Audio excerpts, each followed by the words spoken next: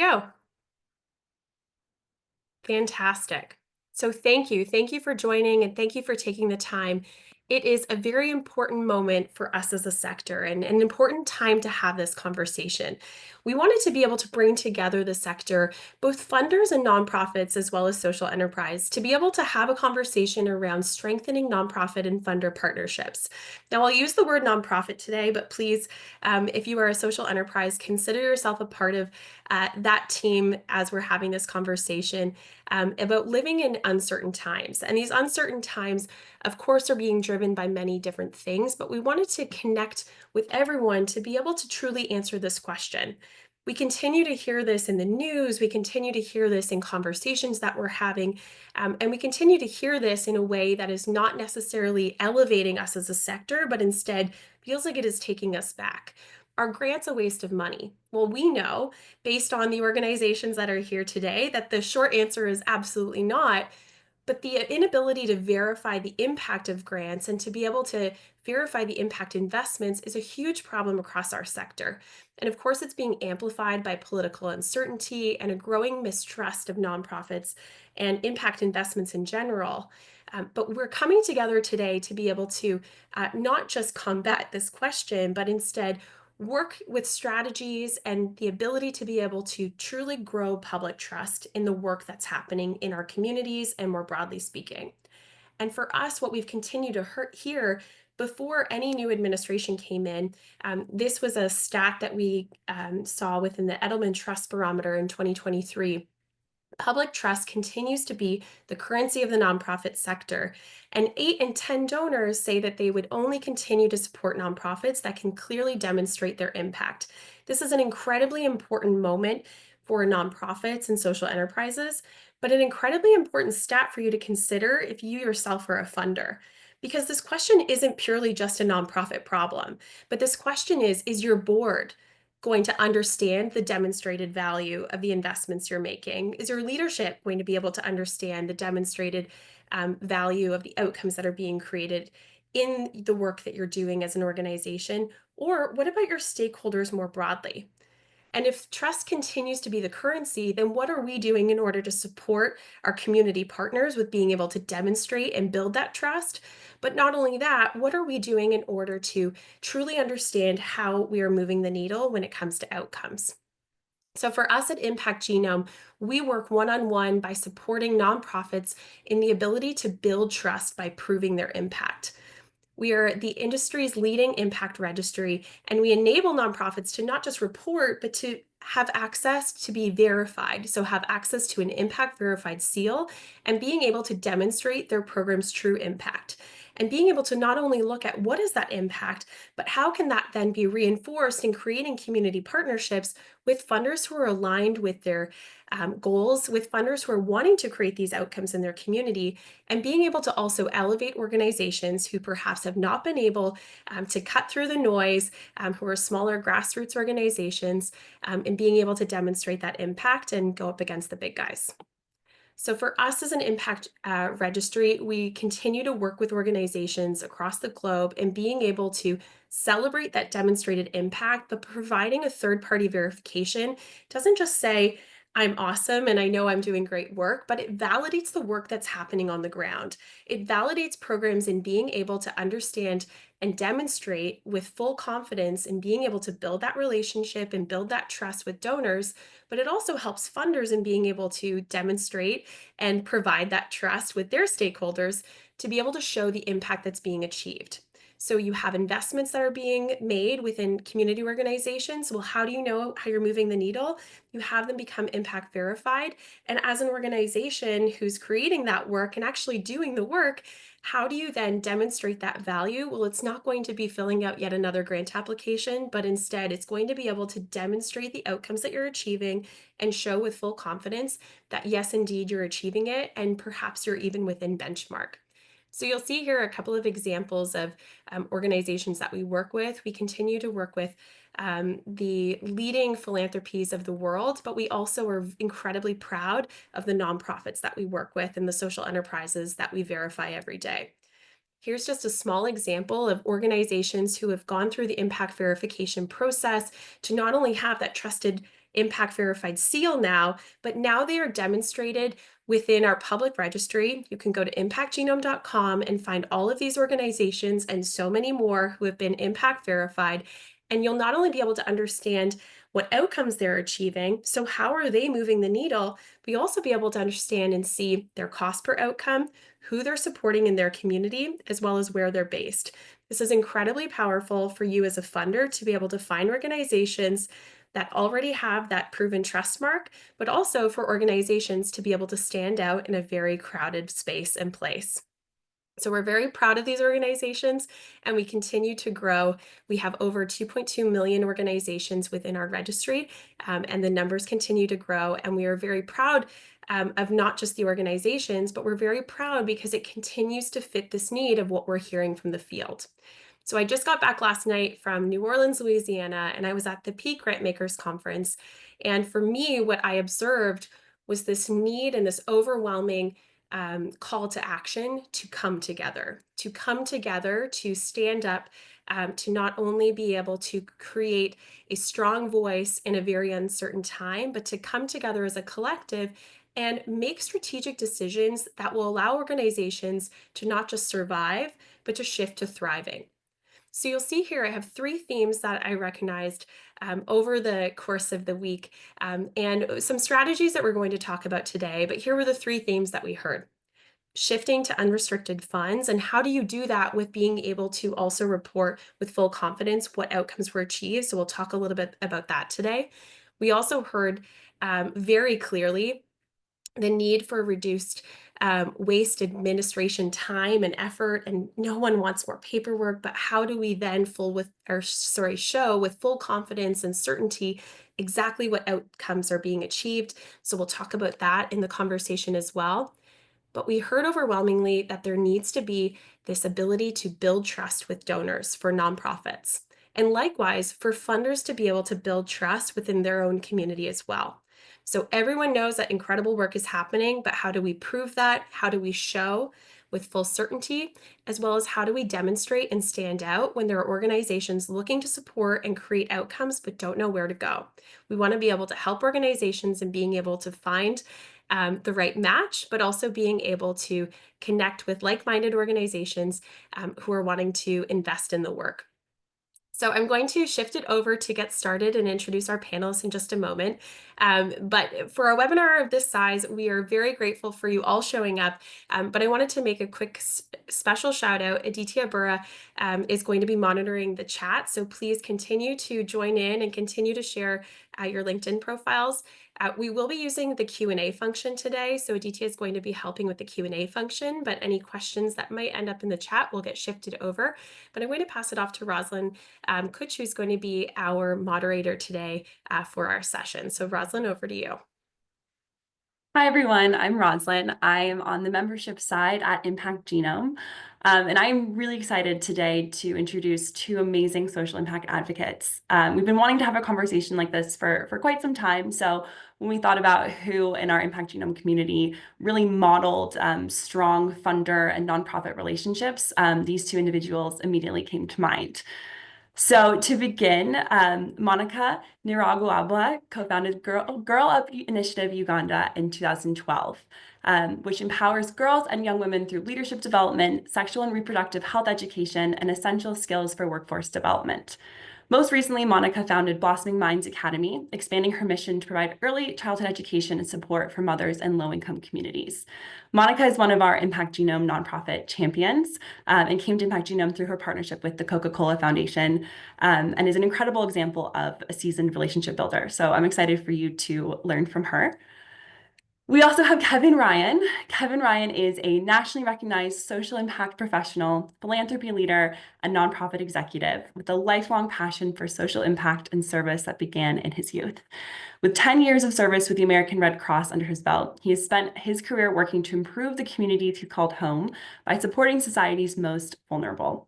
Currently, Kevin helps to lead the Delta Dental Community Care Foundation, working to provide access to quality, affordable oral health care for those who are unserved, underserved, or underrepresented. And Delta Dental has been one of our Impact Genome funders for several years now. So we are so excited and so grateful to Kevin and Monica for taking the time to be here today. You have the opportunity today to hear from two organizations that are really doing great work in the space. And I know that we're joined by, hundreds more here that are doing also great work in this space. And I think this is the beauty of collective action that Lauren said is it's working collectively doesn't mean that we all have to do the exact same thing, but rather we can learn from each other to face the challenges that we're currently seeing. So we're going to jump into two questions here. Let's go ahead and spotlight our panelists. So the first question that we have is that Lauren, from her time at Peak, reinforced that relationships are so important in the sector, especially in a time of crisis or uncertainty. So, from your perspective, and we'll start with Monica, what is the most important element in building strong, lasting relationships between funders and nonprofits? Thank you so much, Rosalind. Such a pleasure to be here this evening. In my experience, in terms of building sustainable funder-doer relationships is for us nonprofit leaders to look at cultivating a partnership mindset other than a transactional mindset as we cultivate these partnerships, because it's only when we have authentic conversations and relationships that we can sustain these partnerships. And I do encourage nonprofit leaders to equally have confidence in themselves and know that much as you're a doer and there's a funder on the other side, we all need each other. And it's only when we work together with mutual respect and trust that we can actually have sustainable impact of our shared goals and missions. And then also the other advice is for nonprofit leaders to actually look at funders as human. They are not AI machines. They are not superficial. They are humans. They have feelings. They understand. And so it's very important for us to really appreciate or approach the issue of partnership building in terms of cultivating those relationships from a more trusted, authentic space than from a transactional space. That's what I have to say. Yeah, you don't need me here. Monica said it much better and more coherently and articulately than I can. But no, I agree with everything she said. I think when Monica said the partnership mindset, I think that's exactly right. And I think moving beyond transactional relationships are exactly right. Like, when I think about building relationships, both when, my background's in nonprofit leadership and now on the philanthropy side, it's transparency, it's honesty. It's tell us about your challenges. Tell us what's not going well. And like, listen, I'm the guiltiest person in the world of this when I was doing it. But, always trying to show the everything's perfect, always sunny all the time kind of situation isn't helpful, right? And you're not building meaningful connection. But when you share with us the challenges you're facing, but also the good things that are happening, it's really helpful. I think that clear, consistent communication, and again, that just open transparency is really elemental to building it. It's like any other kind of relationship, right?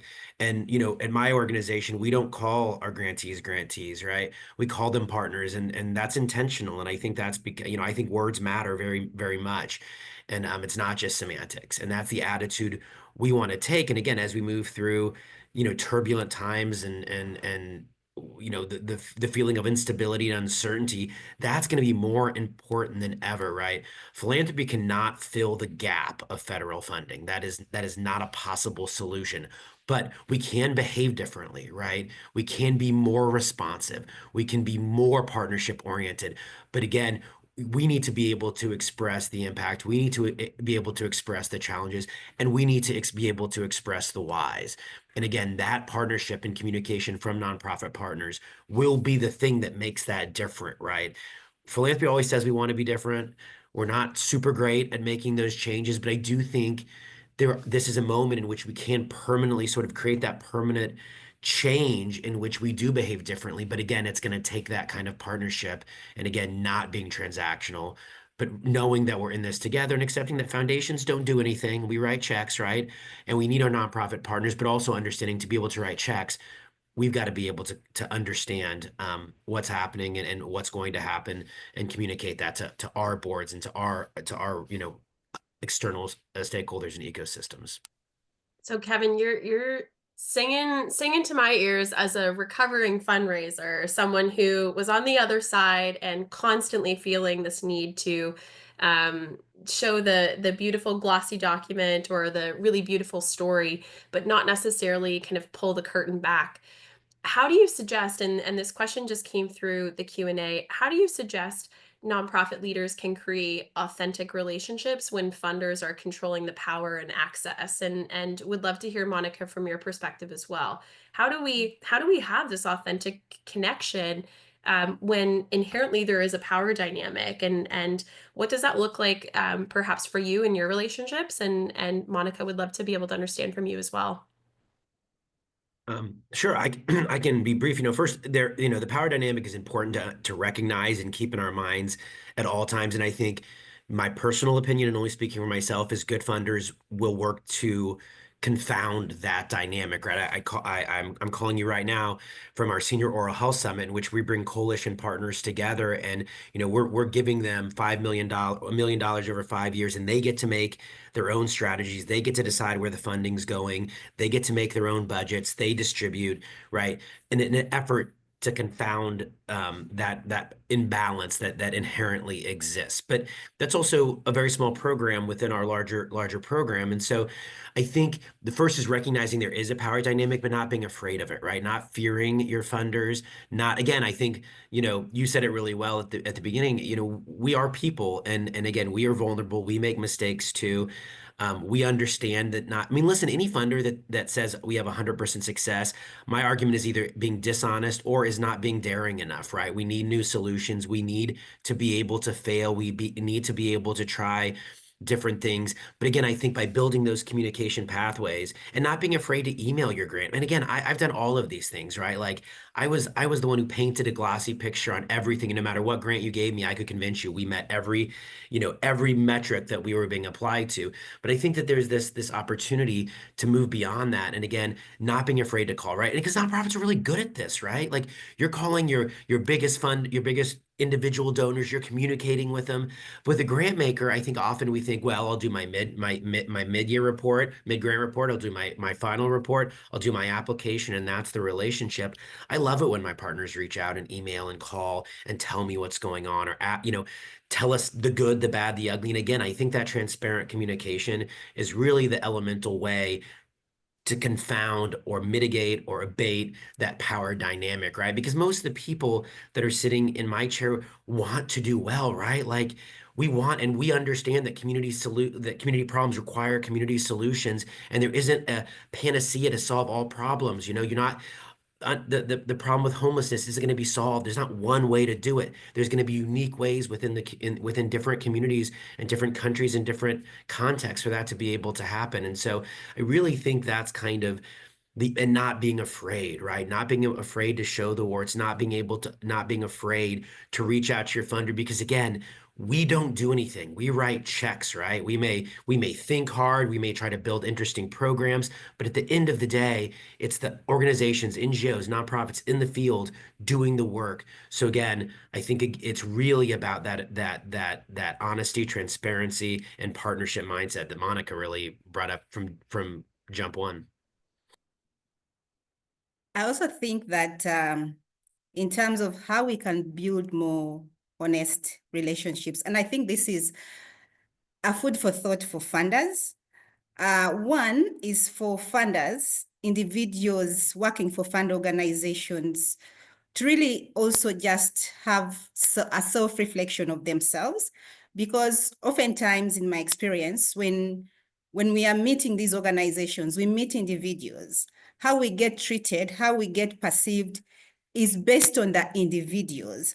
For me, it's to challenge foundations to have a self-reflection with the individuals that they actually hire to manage these relationships. Because if the individuals do not appreciate the core values of the foundation, it doesn't matter.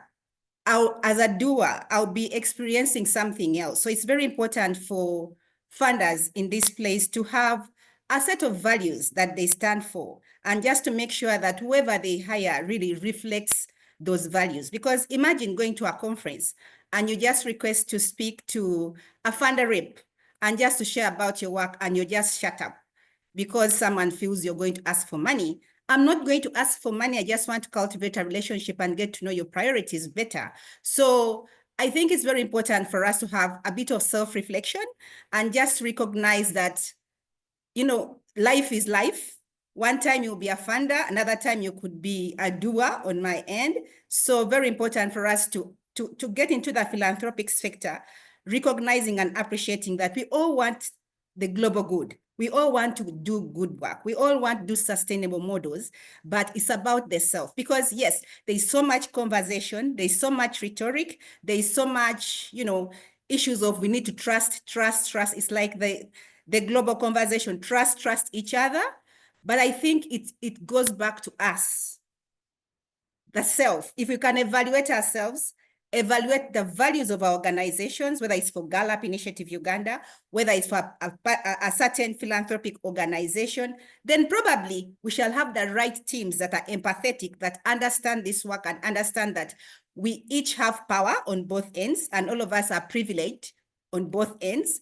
How about we brought together our privilege other than tearing each other down and looking at each other as the haves and the have-nots?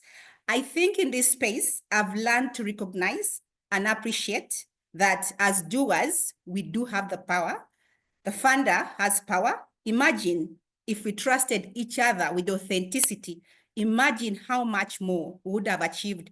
Imagine what kind of world would be able to recognize and appreciate. Imagine what kind of relationships would create even beyond the working space. And that's why when I travel, sometimes I don't ask people, how is work? I ask them, how is your daughter? How is your pet? Because this work should be beyond the checks. It should be about understanding the other person. So I really think if we are to change the rhetoric, it has to start with each one of us. We all need to self-reflect and see whether we embody and carry the values of the organizations that we represent in the spaces that we show up. Monica, I don't know if you're seeing this, but the chat is blowing up, celebrating the words that you're saying. So thank you. I think everyone has thought that and not necessarily had the courage to say it. And it is so important that having humility, and we are all people, and we are all in the business of helping people and making the world a better place. So let's start in the relationship one-on-one. Thank you. We really appreciate you sharing that. I wanted to lean into this idea, and something that I've seen you do this in practice, Monica, and Kevin, I know you do this with your own partners, is being able to shift some of that power dynamic in being able to go into that point of, we are also powerful in our work as a producer of impact. We are creating our own product, and the product, its impact. And I know I've seen you do this publicly on your LinkedIn and sharing your verified impact report and being able to demonstrate that proven impact that you've created. And I'll also say that that shifts the conversation.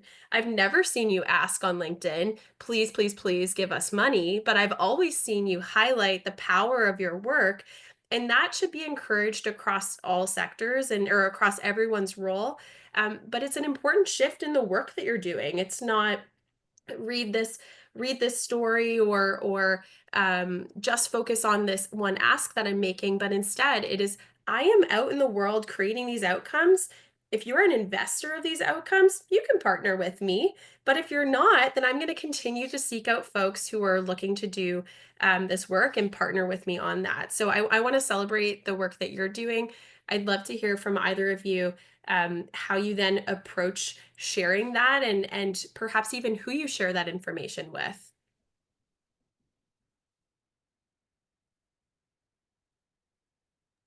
Should I go first, Kevin? Yes, you just mentioned a very important point around just having the confidence to showcase your work without actually asking for money. Because for me, I've learned, and I do appreciate that you don't ask for money. You cultivate relationships that could eventually bring in the money. And that's a more sustainable way of approaching this work. Me sharing my work one is because I know that a third party has verified the work that we are doing. We do have impact verified reports by Impact Genome. I think sometimes there's a trust issue again here. When you tell your own stories, they're like, so who has verified that story? So who has verified that that's really what's happening on the ground? And it's the reality. But then when you have the opportunity that your work can be impact verified, and the beauty with the verification process is the doer is still on the driver's seat. We still tell our own stories. It's not as if they send us a template. We still tell our own stories, document these stories, and then they are analyzed and verified, which I really appreciate because we are the authors of our own impact. Only us can actually say this transform. The work that I'm doing is very difficult. Work around breaking stereotypes and narratives that have for long, been with people. You cannot expect that I'll tell you that this change happened just overnight. The work that I do is work that requires time, and we believe in telling our stories of impact. They may not be figures, but they could be stories of confidence.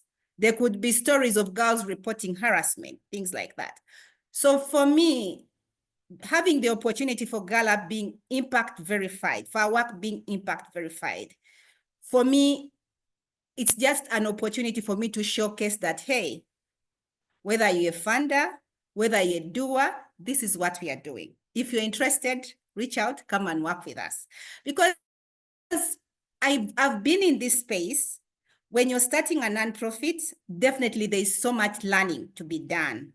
But when you're 10 years old, you've learned, you've made mistakes, you've learned from your mistakes, that when you get an opportunity to be impact verified, it's only fair enough for you to congratulate yourself and say, hey, this is actually what we are doing. Whether you're supporting us or not or you'll support us in the future.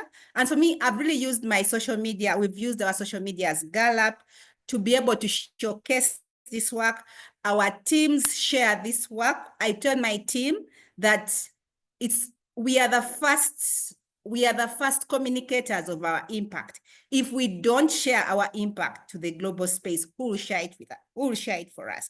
So for me, it has been very useful to have an opportunity that collaborating with Impact Genome, of course, through the support of Coca-Cola, that now we even feel more confident about what we are doing. Even as we engage with other funders, we definitely know that we are doing the right thing. It gives us confidence to keep going and to keep improving our model.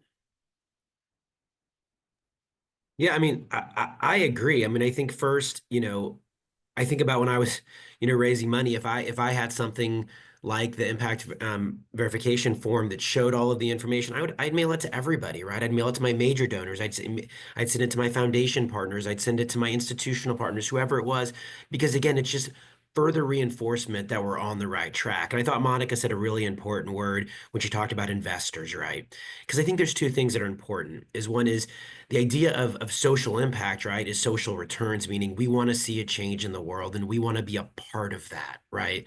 So being able to both give money, whether it be institutional, whether it be individual, you're giving money because you believe you want to move this forward and make a difference. So an external validation or verification that this impact is working, that I'm making a difference, keeps people engaged, wants people to invest more. And again, I think it's that we should have more trust in the sector. We should have more partnership in the sector. But there's also this is what strengthens, right? Trust moves through the verification process, right? That's no different than any other kind of relationship, right? The longer you know someone, the more you see what they deliver, that they do what they say they're going to do. They became your friend, they become your trusted partner, and that verification is all part of that relationship building process, right? And I think this is true too. And again, I think there's nothing but opportunity in sharing those kinds of external partnership, because there's lots of organizations in the world, and lots of organizations doing wonderful things, but also working in the same area you're working in. So when you're able to express and demonstrate, when you invest in us, you invest in the change that you want to see, you invest in a measurable difference, that brings more folks on board, right? So I just think and when we were selecting our, MEL partner, one of the reasons Impact Genome was such a wonderful selection among many for us is that it does give, it's not just for us, right? It gives something to the organizations, because we want to reduce onus. We want to make it easier to work with us. We want to make it easier to communicate with us, including Impact. But in addition, we want to build the capacity, the ability of our partners to thrive. And this is another tool in that toolbox. And so I think it's one of those things, again, when you have the opportunity to tell your story and own your narrative, this is a powerful piece, because again, it is an externally validated piece. And it's also comparable. So I think all of that, again, I'm just repeating what Monica said, but I agree entirely. This is awesome, Kevin. This is why you're getting multiple shout outs in the chat as to being an authentic and very valuable partner as a funder. So I just want to make sure you're seeing those for Delta Dental as well. I think to that point, just thinking through impact verification and what it can do for helping build that relationship between funder and nonprofit, and helping you communicate your true impact, your true cost of impact. As we think a little bit and shift gears and think a little bit about, the certain uncertainties that we're seeing right now, and we're thinking through some of the trends or challenges that we're seeing pop up either for funders or for nonprofits, how can something like impact verifying or having this external validation of your impact help in facing some of the uncertainties that we're seeing? Sure, I can go. I think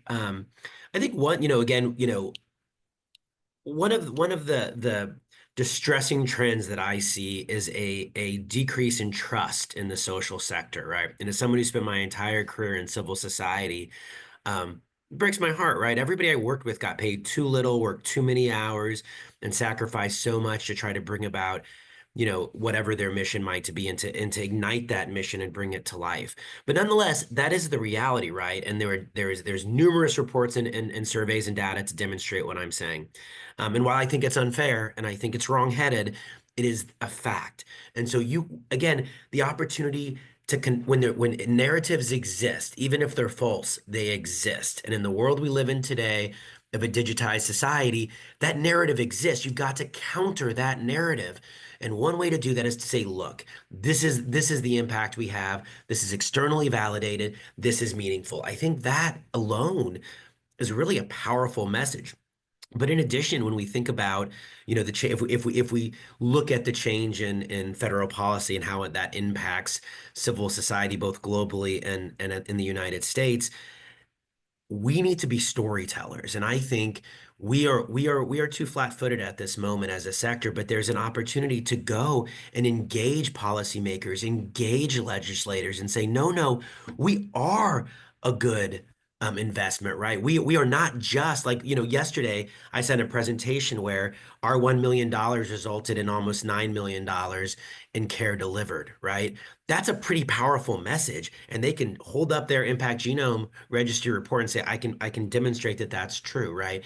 That's really powerful. And again, being able to craft that story and say, and counter that narrative is something that we have to do, right? And I think the opportunity is now, and the opportunity is, and again, this is the same thing as with donors, in my humble opinion, is build relationships. You can't just show up and try to share that narrative when your funding's in danger or when your funding's gone. Build those relations, enforce that narrative, make it known that when you invest in our organization, you get all of these things and you invest in change, and it's a good investment. And again, whether it be taxpayers or a foundation, demonstrate that's a good investment. I think it's much harder to walk away from those organizations or walk away from that funding.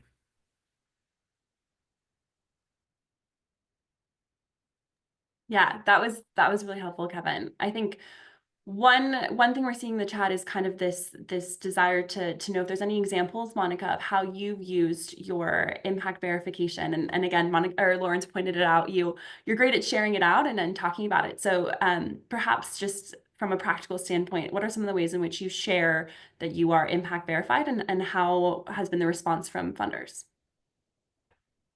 So number one, we definitely put that seal on our website at Gallup, www.gallupinitiativeuganda.org.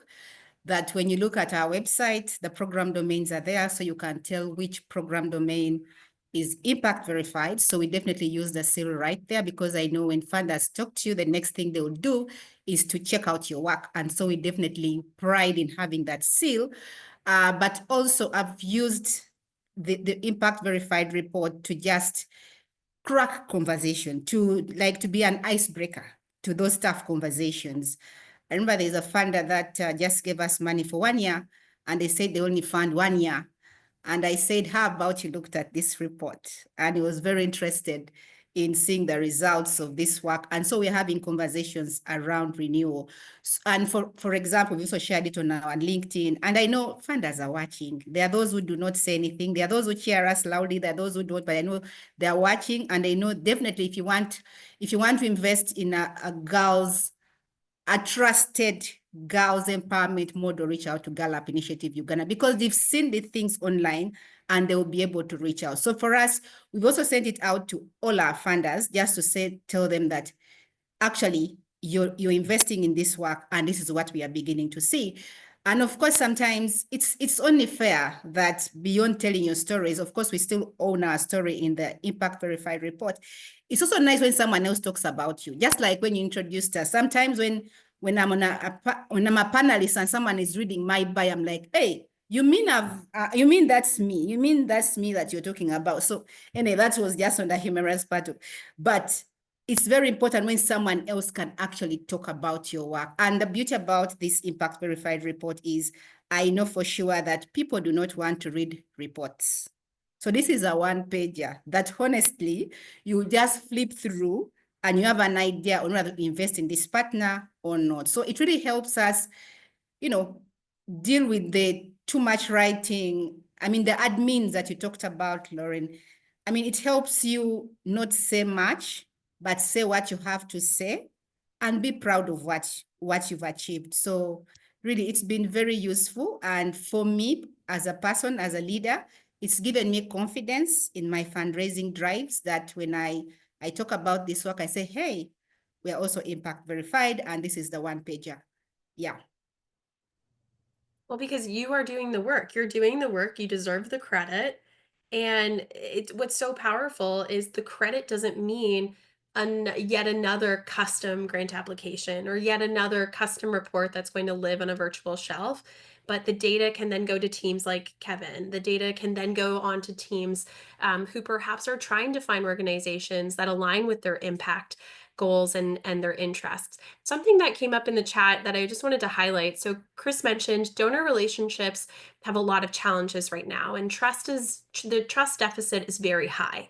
So when moments happen, and this, just to be clear, this is not the first time that this has happened, right? This is not the first time that this has happened. This will continue to happen in waves throughout history, but we will continue to match it and ideally strengthen relationships that when there are moments of challenge and mistrust, that our partners are showing up for us and our partners are showing up with full confidence in knowing the work that we're doing and the outcomes that we're creating. So some of the questions that are coming up around how do we not only present this to funders, but how do we also get in front of folks who don't necessarily care about results? It's all about their interests. Well, I'm of the mindset, let's not waste our time and energy. Your time and energy is small in a moment like this. Do not waste your energy on someone that you know this is not going to resonate with. And if your interests in the outcomes that you are creating as an organization, your powerful organization is creating outcomes, if you know that this is not going to align with a specific funder, don't waste your time, but tell everybody in your community, in your audience, everyone that you know, make them champions of your work. And perhaps then that organization that wasn't interested in the moment or that blew you off in the conversation they will then circle back, because when it comes time to investing in trusted, proven programs, you will be one of the first to show up. So don't waste your time. Your energy is precious. I just want to say that because it is important. And it's also important that you're not going to be for everyone. The same way that funders turn away organizations, you are not going to be for everyone, the same way that you're not going to want to work with every funder. So it's an important distinction. You know exactly the outcomes you're creating. Lean into folks who are also interested in creating that impact and investing in that. One question that came up that I wanted to mention, and Monica mentioned this in terms of the admin. It's incredibly important for us to think about not just how many spreadsheets people are living in. And we know funders say this to us all the time. I'm swimming in spreadsheets. I spoke to an organization while I was at Peak Grant Making Conference, and they told me that they discovered that there is, in fact, a limit to how many tabs you can have in an Excel document. And they found that limit. I wanted to share how Impact Genome is taking steps to raise organizations' profiles.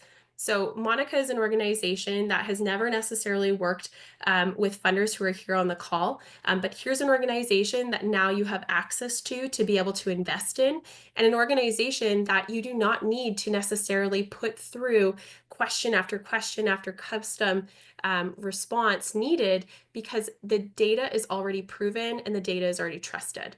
So one of the questions that came up was, how are we raising the profile of organizations that are registered within the registry? So nonprofits register their data into the registry. That is then shown on our public registry. So please continue, if you haven't already, enter all of your programs into the registry so you can demonstrate your proven impact.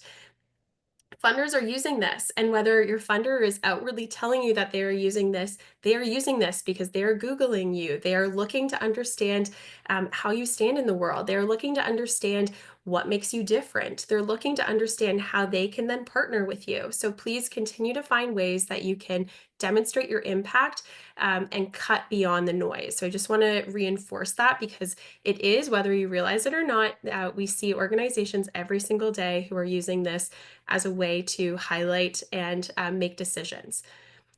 One of the questions that came up was also, how would you suggest we partner with those large foundations that don't share contact information of their program officers and don't accept unsolicited proposals? Kevin, I wanted to hear from you if you had an example or perhaps what you do in terms of accepting or not accepting. But I will just say that you can support yourself by showing up with the data that you have. And I'll share some tips and tricks after, but would love to hear from your perspective, Kevin, and then perhaps Monica will have you jump in. I mean, I agree generally, do the work and like, again, own your narrative, be your own storyteller, communicate effectively, because even when those foundations don't have that public information available, they're watching, right? And some of them are very good. I'll say from my perspective, that style doesn't make a lot of sense to me, right? Because I know some great people, right? And I know some amazing organizations, but that doesn't mean I know all the great people and I know all the great organizations, right? So being open and available and curious, to me seems like a basis of what we ought to do, right? So like you can find my information on LinkedIn, no problem, and otherwise. Though, let me also say we have a very small team, right? We're very small, and so we do not have an entirely open application process, right? And so the way we approach it is, you can reach out to us and we probably get about 20 a week. And if it feels like, if it looks like there's a chance that there's alignment, we give the folks opportunity to write concept notes and things like that. And so we try to be open. But I mean, again, foundations do face challenges, right? And again, like, foundations is a tricky word, right? Because we think of the really amazing, like, Bill and Melinda Gates Foundation, Hewlett, Packard and Midyar Network, all of those open societies, and they're amazing, right? But and there are there are many organizations that are there with billion-dollar endowments that are doing incredible work with robust staff of experts that know organizations, know the folks working in Uganda and others. But there's also foundations that are very small, that are just, the family folks that this is what they do in their in-between time, right, on Saturdays and things like that. So again, I think that opportunity of really owning your narrative and sharing that experience, doing it in diverse ways, not just shouting into an echo chamber, right? And also understanding that I think broadening, I remember broadening, I guess what I'm trying to say is broadening your story kind of for all time zones. And what I mean by that is you're not just an organization working in animal welfare in Cincinnati, right? You're making Cincinnati a more resilient, better place to live with better well-being, and you're protecting public health, right? Like I think those opportunities to really provide access. But again, just like Monica said, if you go onto a website, and I'm one of those foundation officers where I'm working in my family foundation, it's just me and my sister, in our in-between time doing this, and I go in and there's an impact verified, banner on that, it may help me dig a little further, right? I can keep going because it's just me. And even for an organization like mine where we are staffed, there's a very limited number of us, right? And so I think all of those opportunities to present yourself are really, really, really powerful.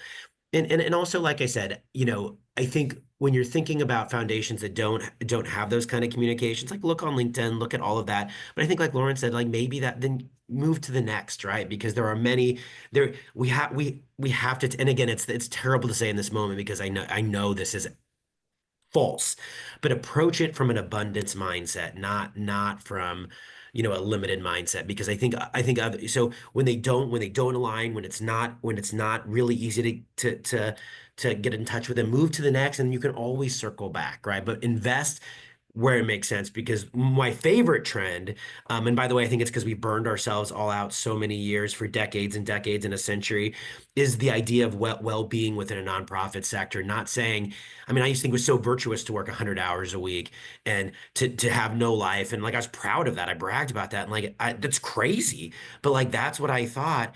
And I like that we're moving in that way, but let's also embrace that as fundraisers, or fund development folks, right? Let's invest in the things that are fruitful and invest back in us. Yes. And also what has worked for me really, when I feel that a foundation, maybe like the access is limited, I do normally reach out to our current funders and ask if any of them knows someone in that foundation, because funders love to speak to each other, which is okay.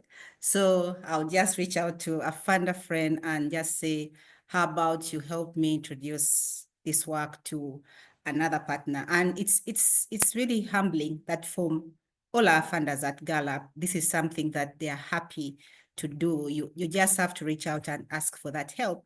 But also what I've done in the past is, in terms of beyond sharing the work on our socials, is showing up in spaces where these people are. Because if I sit back in the community and just keep doing the work and not show up in those spaces, then there could be a challenge that I could be seen as you don't belong. So I'll show up in those spaces until you accept that I belong on that table as well. So I show up, and I show up good. Either I show up good by being very active,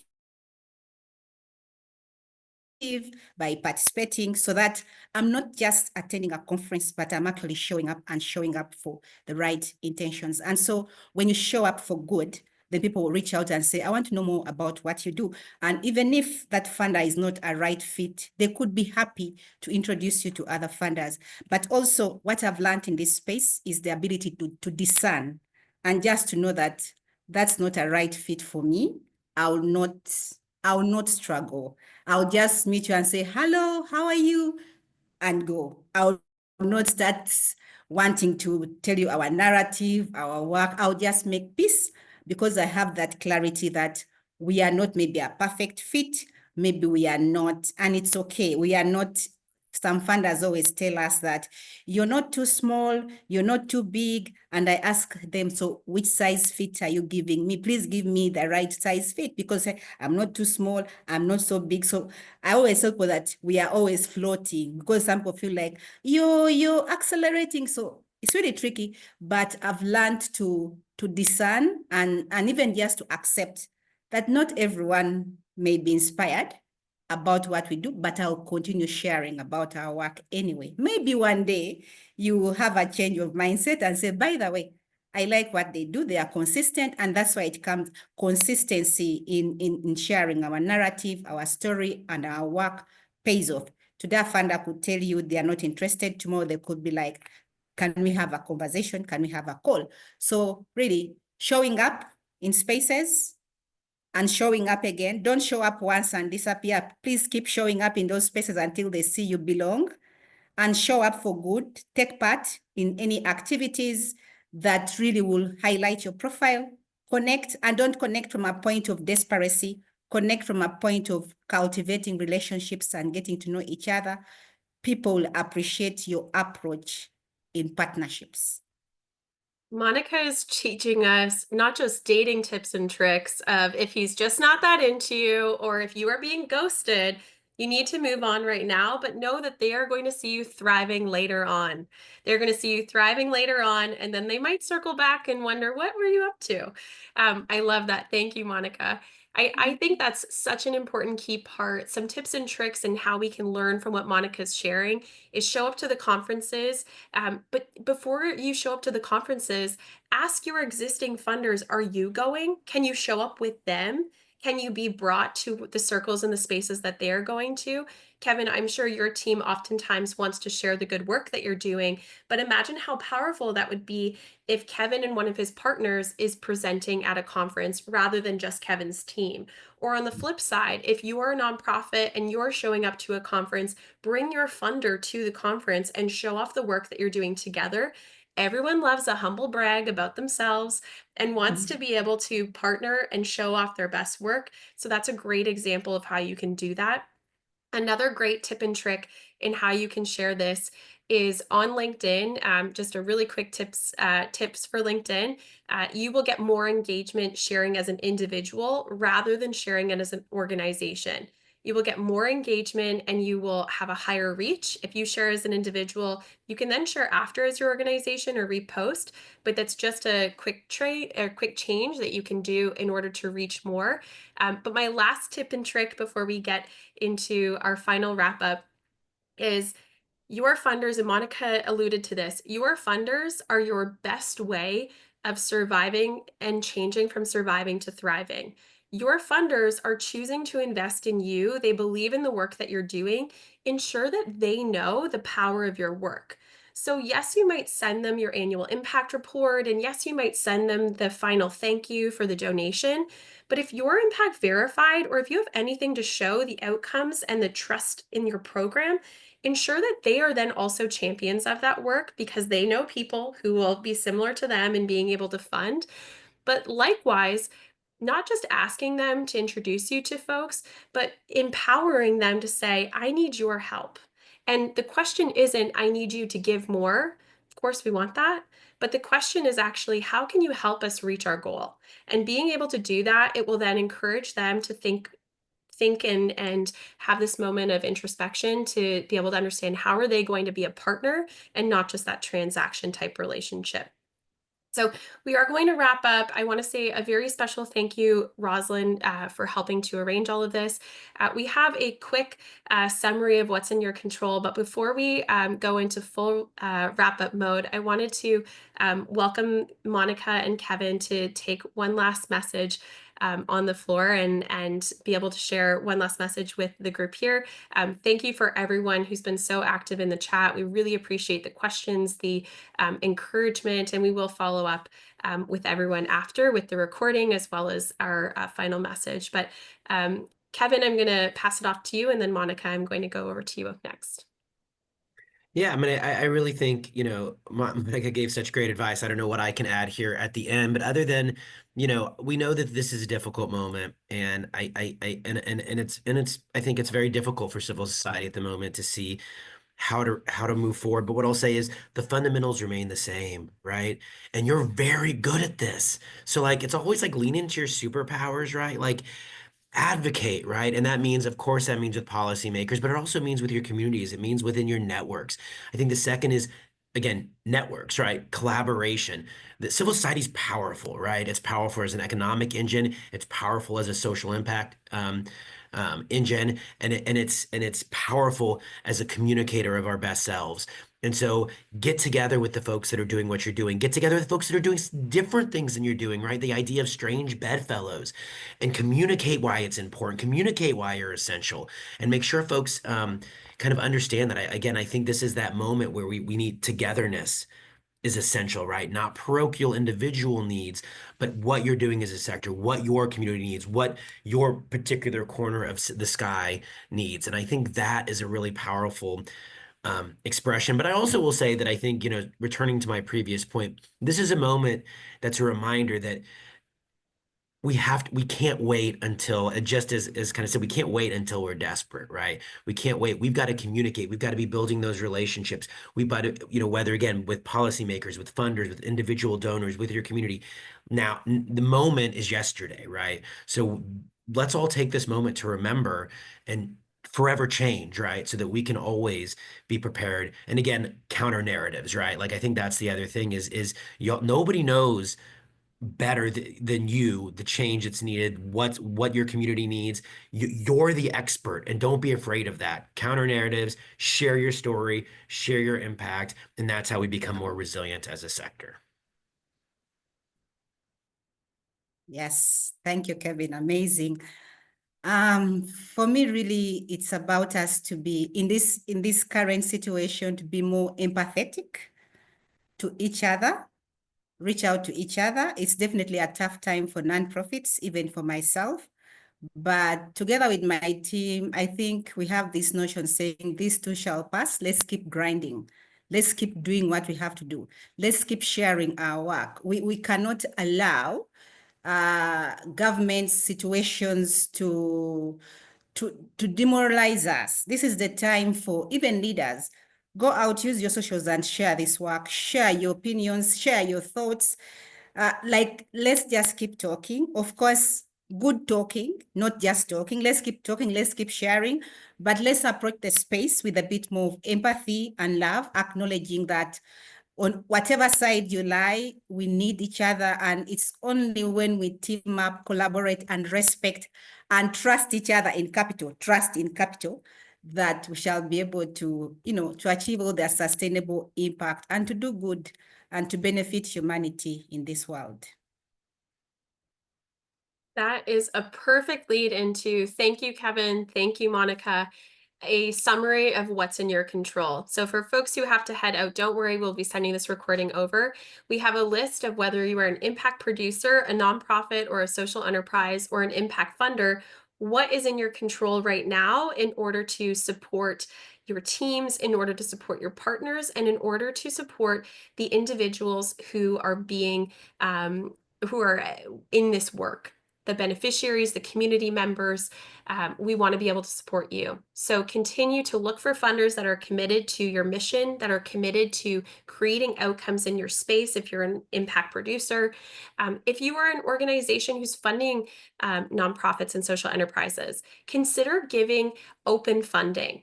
And this doesn't mean that you don't necessarily get anything in return in order to understand your investment, but being able to allow organizations to diversify their funding is such a powerful move for you as an organization, and you're still able to support your overall mission and goals with being able to understand the outcomes that are being achieved. And last but not least, continue to fund, release the funds, continue to support organizations who are doing incredible work. Regardless of their size or stature, stand up and step out and support organizations with being able to create partnerships, strengthen the community relations that you have existing, and invest in outcomes. So thank you everyone for attending. We are so grateful. We're going to wrap up and stay on time, but we will be sending out the recording after. We're incredibly grateful to Monica from Girl Up Initiative Uganda. Thank you, Monica. Thank you so much. Kevin from Delta Dental Community Foundation. Thank you, Kevin. This was such a fantastic conversation, and thank you all for joining. Have a great afternoon.